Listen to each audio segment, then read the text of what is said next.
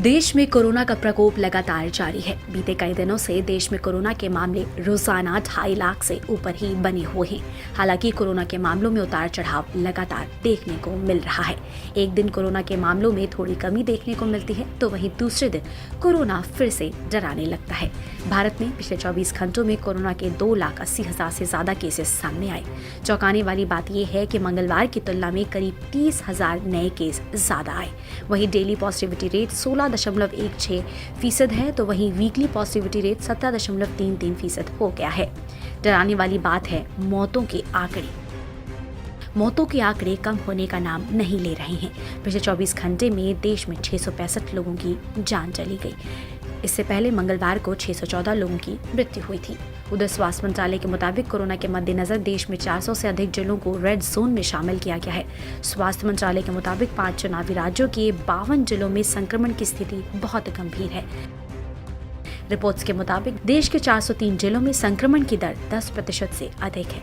वहीं राजधानी दिल्ली की बात करें तो दिल्ली में मंगलवार को सोमवार की तुलना में कोरोना के 268 अधिक नए मरीजों की पुष्टि हुई, लेकिन संक्रमण दर में 1.24% की गिरावट दर्ज की गई। इसी के साथ ही मंगलवार को कोविड से 31 मरीजों की मौत हुई। देश में कोरोना के ग्राफ में उतार चढ़ाव से साफ पता लगता है कि कोरोना का खाता अभी कम नहीं हुआ है। हालांकि मामलों में छोटी मोटी कमी आ रही है, लेकिन लोगों को कोरोना गाइडलाइंस का पालन करते रहना होगा, तभी राहत बरकरार रहेगी। अगर लापरवाही करेंगे तो कोरोना भी अटैक करेगा, क्योंकि वो हमारी गलतियों का इंतजार करता है।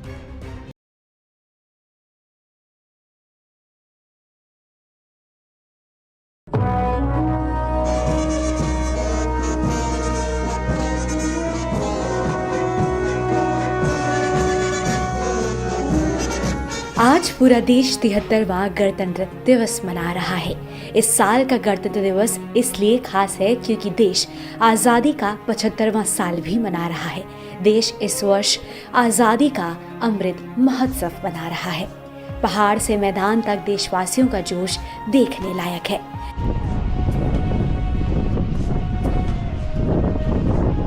लेकिन कोरोना के चलते कड़े प्रोटोकॉल्स के साथ इस साल का जश्न मनाया जा रहा है। प्रधानमंत्री नरेंद्र मोदी ने नेशनल वॉर मेमोरियल पहुंचकर देश के लिए सर्वोच्च बलिदान देने वाले सैनिकों को श्रद्धांजलि अर्पित की। यहां पीएम मोदी ने देश के लिए अलग अलग युद्धों और ऑपरेशंस में शहीद हुए करीब 26,000 जवानों को श्रद्धांजलि दी।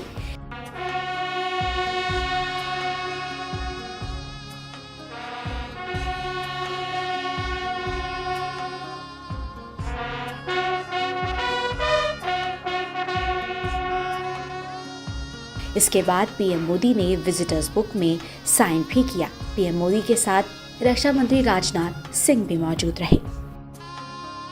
इस मौके पर प्रधानमंत्री नरेंद्र मोदी से लेकर तमाम नेता बुधवार को गणतंत्र दिवस के मौके पर देशवासियों को शुभकामनाएं दे रहे हैं। प्रधानमंत्री मोदी ने ट्विटर पर लिखा, आप सभी को गणतंत्र दिवस की शुभकामनाएं। जय हिंद। वहीं गृह मंत्री अमित शाह ने देश की अखंडता को अक्षुण्ण रखने वाले जवानों को बधाई देते हुए श्रद्धांजलि दी। अमित शाह ने कहा, मैं उन सभी सैनिकों को नमन करता हूं जिन्होंने भारतीय गणराज्य के गौरव, एकता और अखंडता को बनाए रखने के लिए अपना जीवन समर्पित कर दिया। उन्होंने आगे सभी देशवासियों से स्वतंत्रता के लोकतांत्रिक मूल्यों के प्रति भारत की प्रतिबद्धता को सुनिश्चित करने के लिए इस दिन संकल्प लेने को कहा। रक्षा मंत्री राजनाथ सिंह ने कहा कि ये हमारे लोकतंत्र का जश्न मनाने और हमारे संविधान में निहित विचारों और मूल्यों को संजोने का अवसर है। उन्होंने कहा, हमारे देश की निरंतर प्रगति और समृद्धि के लिए प्रार्थना। वहीं कांग्रेस के पूर्व अध्यक्ष राहुल गांधी ने ट्वीट किया, साल 1950 में गणतंत्र दिवस पर हमारे देश ने विश्वास के साथ सही दिशा में पहला कदम बढ़ाया था। सत्य और समानता के उस पहले कदम को नमन। गणतंत्र दिवस की शुभकामनाएं। जय हिंद। इससे पहले गणतंत्र दिवस की पूर्व संध्या पर राष्ट्रपति रामनाथ कोविंद ने राष्ट्र को संबोधित किया और इसे हम सभी के लिए सामान्य हमारी भारतीयता का जश्न मनाने का अवसर बताया।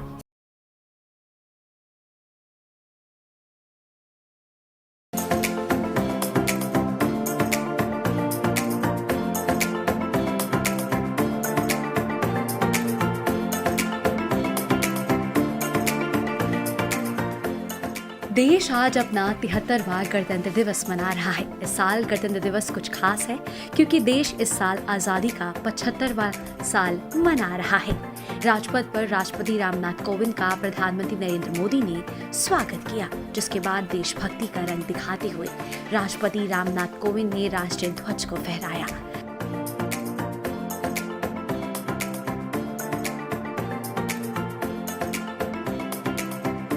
और राष्ट्रगान के साथ गणतंत्र दिवस समारोह का आरंभ हो गया। देश के तमाम राज्यों की झांकियों ने अपना प्रदर्शन किया। राजपथ पर भारतीय नौसेना की झांकी ने भी भाग लिया। इसे आत्मनिर्भर भारत के उद्देश्य को प्रदर्शित करने के लिए बनाया गया। इतना ही नहीं, आजादी का अमृत महोत्सव का भी इसमें जिक्र रहा। उत्तर प्रदेश, उत्तराखंड से लेकर कई राज्यों की झांकियों ने अपने अपने राज्य की सभी खूबसूरत चीजों को दर्शाया। गणतंत्र दिवस के मौके पर पीएम नरेंद्र मोदी एक बार फिर से अपने अलग अंदाज में नजर आए। देश के 73वें गणतंत्र दिवस समारोह के अवसर पर आयोजित कार्यक्रम में भी प्रधानमंत्री नरेंद्र मोदी उत्तराखंड की टोपी और मणिपुर स्टोल पहने नजर आए। नेशनल वॉर मेमोरियल पर देश के वीर शहीदों को श्रद्धांजलि देने और राजपथ पर आयोजित कार्यक्रम में शामिल होने के समय प्रधानमंत्री मोदी उत्तराखंड के राजकीय फूल ब्रह्म कमल लगी पहाड़ी टोपी और मणिपुर का स्टोल पहने नजर आए। केदारनाथ में पूजा करते समय प्रधानमंत्री हमेशा इसी फूल का उपयोग करते हैं। गणतंत्र दिवस समारोह जैसे महत्वपूर्ण अवसर पर उत्तराखंड की पहाड़ी टोपी और मणिपुर स्टोल पहनकर इन दोनों राज्यों की जनता को पीएम मोदी ने एक भावनात्मक संदेश देने का प्रयास किया। आपको बता दें कि इस बार की गणतंत्र दिवस की परेड खास है क्योंकि इसमें कोरोना वॉरियर सेंट्रल विस्टा के निर्माण में लगे मजदूरों को विशिष्ट अतिथि का दर्जा दिया गया। परेड में 12 राज्यों और केंद्र शासित प्रदेशों की झांकी प्रदर्शित की गई। इसके अलावा केंद्र सरकार के 9 मंत्रालयों की झांकी भी राजपथ पर नजर आई।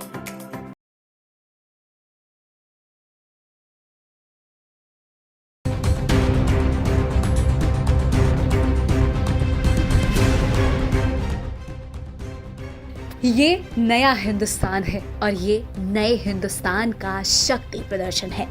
इससे पहले ये नज़ारा शायद ही आपने कहीं और देखा होगा। इस बार का फ्लाई पास्ट का अंदाज कुछ नया था। इस बार के फ्लाई पास्ट का अंदाज दबंग था। शायद ही इससे पहले भारतीय लड़ाकों का ऐसा अंदाज आपने कभी देखा होगा। फ्लाई पास्ट तो हर साल गणतंत्र दिवस पर आयोजित होता ही था, लेकिन इस बार सबने विमानों के कॉकपिट से देश की शक्ति को देखा और साथ में महसूस भी किया। 73वें गणतंत्र दिवस के मौके पर राजपथ पर कई दिलकश नज़ारे देखने को मिले।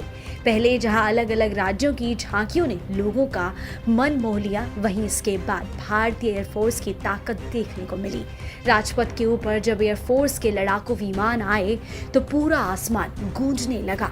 वायुसेना की गर्जना देख लोगों के रोंगटे खड़े हो गए। राफेल, सुखोई, जैगुआर की गरज से मानो पूरा आसमान ही कांपने लगा।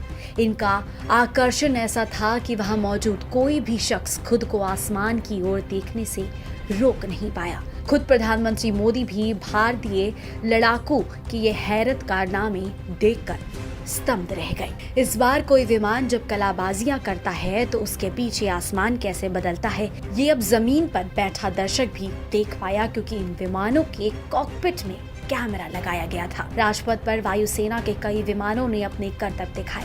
एयरफोर्स के फाइटर जेट्स ने अलग अलग फॉर्मेशंस बनाए, जिसमें राफेल, सुखोई, जैगुआर, Mi-17 और अपाचे हेलीकॉप्टर नजर आए। इसमें से सबसे खास राफेल विमानों का विनाश फॉर्मेशन रहा।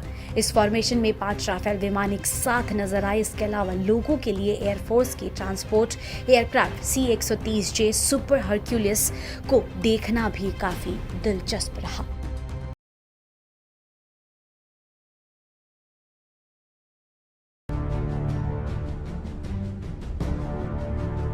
जरा इन तस्वीरों को देखिए। अगर आप सोच रहे हैं कि इस युवक ने कोई बड़ा अपराध किया होगा तभी पुलिस इसे लाठियों से मार रही है, तो ऐसा बिल्कुल नहीं है।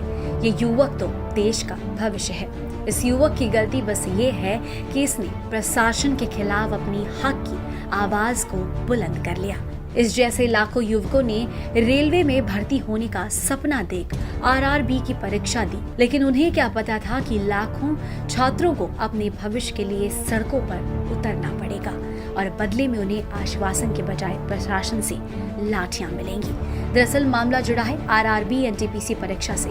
ये परीक्षा दिसंबर 2020 से जुलाई 2021 के बीच आयोजित की गई थी और रिजल्ट 15 जनवरी 2022 को घोषित किया गया था।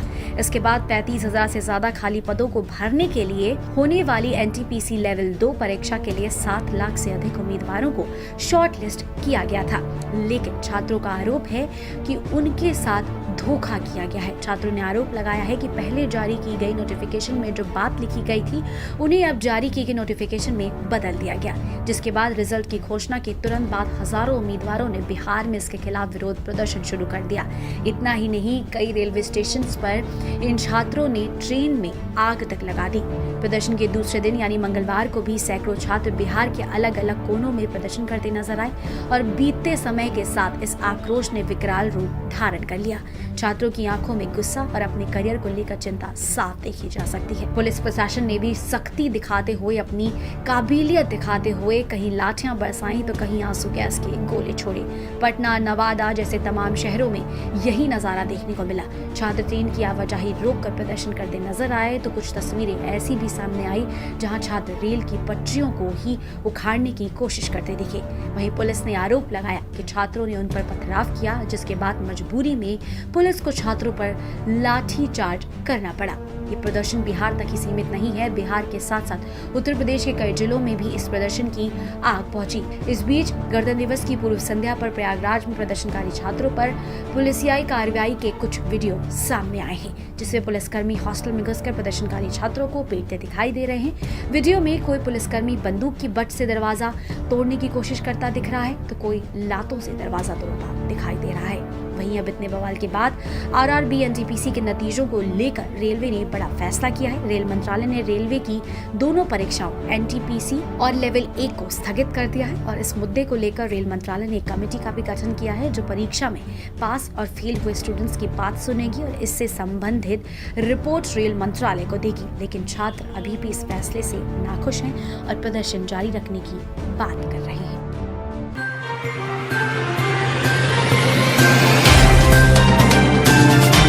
Subscribe now and press the bell icon.